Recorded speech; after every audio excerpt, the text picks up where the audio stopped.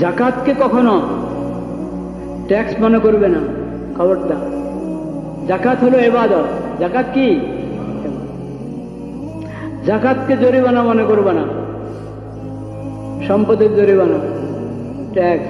কতজনে কত রকম ভাবে জাকাতকে।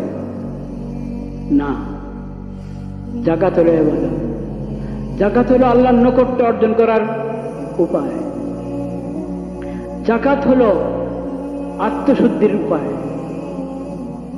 জাকাত হলো সম্পদ পবিত্র করার উপায়। খুয মিন আমওয়ালিহিম সাদাকাতান তুতাহহিরুহুম ওয়া তুযাক্কিহিম বিহা। আল্লাহর পক্ষ থেকে নবীজি জাকাত গ্রহণ করতেন। নবীজির পরে নবীজির খলিফাগণ, খোলাফায়ে রাশিদিন জাকাত গ্রহণ করতেন। মানুষ জাকাত পেশ করত, তারা জাকাত গ্রহণ করতেন। কেন? তুতাহহিরুহুম, এই জাকাতের মাধ্যমে তারা পবিত্র হবে।